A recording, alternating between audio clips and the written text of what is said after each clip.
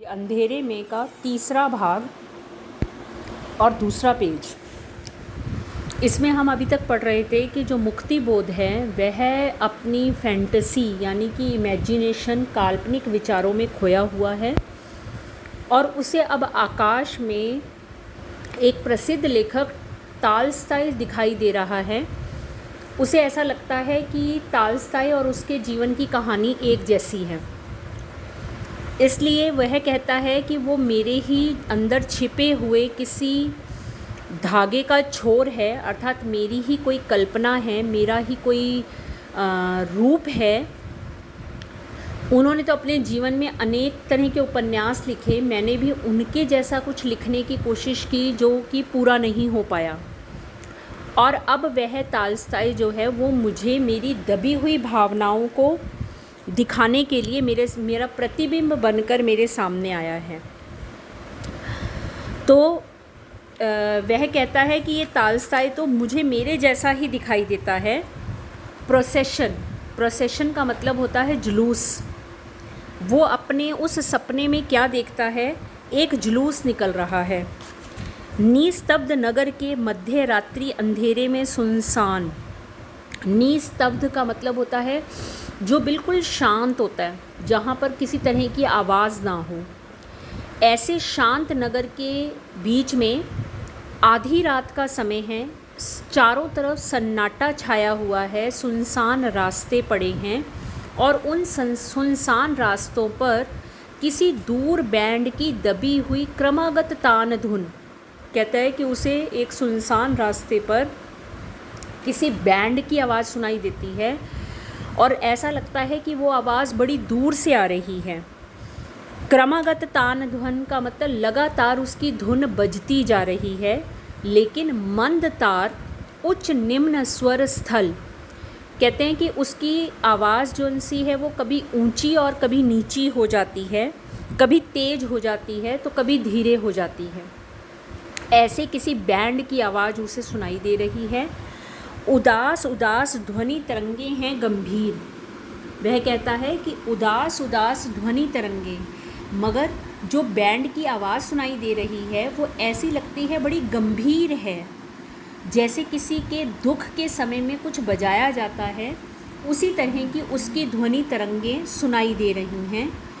दीर्घ लहरियाँ, ऐसे लगता है कि उनके अंदर से जो सांसें हैं वो बड़ी लहरें उठ उठ कर आ रही हों, या वह बड़ी तेज तेज सांसें ले रहे हों। गैलरी में जाता हूँ, देखता हूँ रास्ता, और जब मैं उस धुन को सुनने के लिए, उस धुन को समझने के लिए अपनी गैलरी में जाता हूँ और उस रास्ते की तरफ देखता हूँ जहाँ से वो आवाज़ आ रही है, वह कोलतार पथ। कोलतार का मतलब, पथ का मतलब होता है जो पक्की सड़कें होती हैं वो कोल तार की बनी हुई होती हैं, लुक जिसे हम कहते हैं, कि वो सड़क जो है जहाँ से आवाज़ आ रही है वो बड़ी पक्की सड़क है, कोल तार की वह बनी हुई है। और अथवा मरी हुई खिंची हुई कोई काली जिह्वा।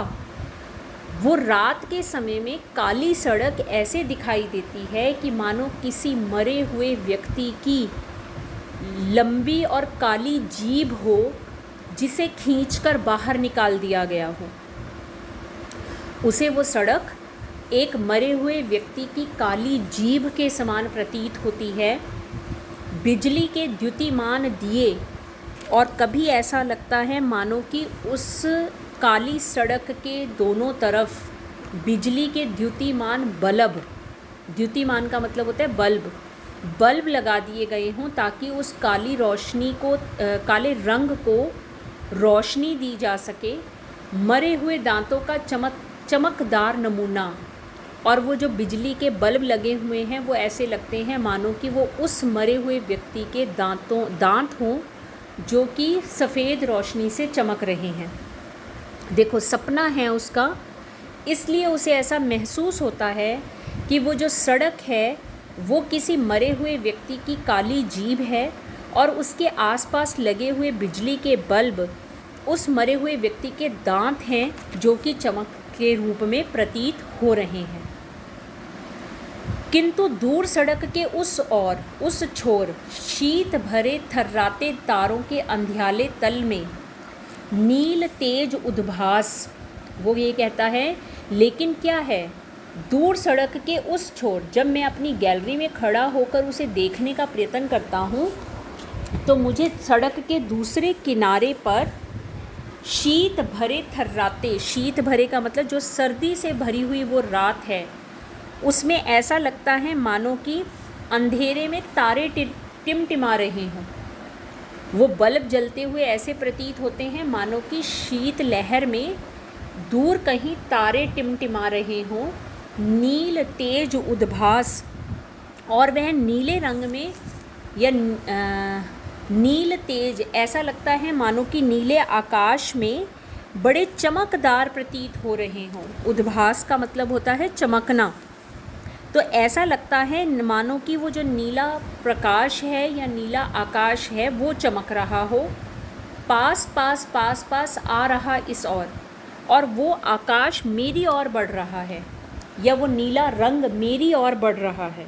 कहने का अभिप्राय कि फिर उसे ऐसा लगता है कि सड़क के दूसरे किनारे पर सर्दी की ऋतु के कारण अंधियारी रात में तारे चमक रहे हों और उनका नीला प्रकाश चारों तरफ फैला हुआ हो, और कभी वह मुझे अपनी ओर आता हुआ दिखाई देता है, मेरी ओर बढ़ता हुआ दिखाई देता है।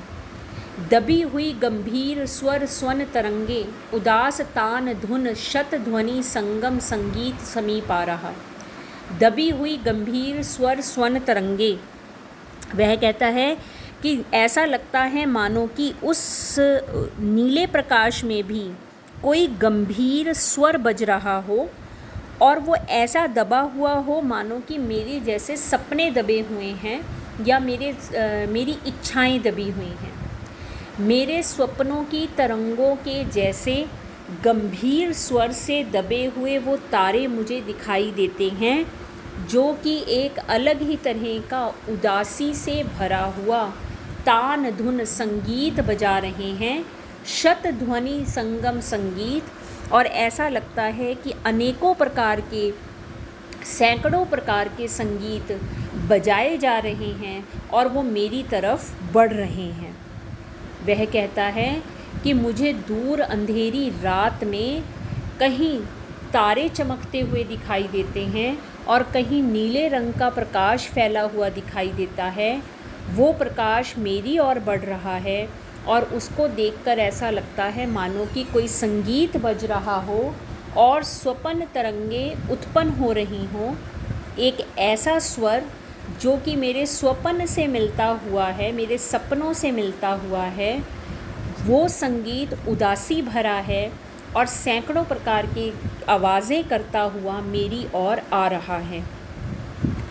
और अब गैस लाइट पांतों की बिंदुएं छिटकी, बीचों बीच उनके सांवले जुलूस सा कुछ दिखता। फिर वह कहता है कि वो ऐसा संगीत मेरी तरफ जो आ रहा है, मुझे उसी के अंदर गैस लाइट पांतों की, गैस लाइट होती है कि आपने देखा होगा कि जब कभी किसी की शादी होती है या मृत्यु का समय होता है और रात के समय में अगर इस तरह की यात्रा निकाली जाए तो लोग रोशनी करने के लिए बड़े बड़े वो के लाइट्स को लेकर चलते हैं, जैसे लैंप शेड होते हैं वैसे वैसे, उसको गैस लाइट बोलते हैं। तो कहते हैं गैस लाइटों की पंक्तियाँ मुझे नज़र आई। फिर मुझे ऐसा लगा कि उस जुलूस के बीचों बीच कहीं एक गैस लाइट की पंक्तियाँ हैं जिसमें से रोशनी आ रही है, सांवले जुलूस सा कुछ दिखता। और फिर जैसे जैसे वो लाइटें मेरे पास आई तो मुझे ये लगा, मुझे पता चला कि यह तो बहुत बड़ा जुलूस है जो कि निकल रहा है और लगातार मेरी तरफ बढ़ रहा है, अर्थात मुझे दिखाई दे रहा है। तो कहने का तात्पर्य क्या है कि जो कवि है, लेखक है, वो कहता है कि मेरी आत्मा तो मुझे छोड़कर चली गई, लेकिन जब मैंने बाहर दरवाज़ा खोलकर देखा तो सुनसान रास्ते थे, जगह जगह से जानवरों की आवाज़ें आ रही थी। उन्हीं आवाज़ों के बीच में मुझे कहीं किसी संगीत की ध्वनि सुनाई दी और पता चला कि वहाँ कोई जुलूस निकल रहा है और उस जुलूस का दृश्य भी बड़ा भयानक था, जो ऐसा प्रतीत होता था मानो कि किसी मरे हुए व्यक्ति की जीभ पर चल रहा हो और आसपास उसी के बल्ब के रूप में दांतों की पंक्तियां चल रही हों, और वह जुलूस लगातार मेरी ओर बढ़ता जा रहा था।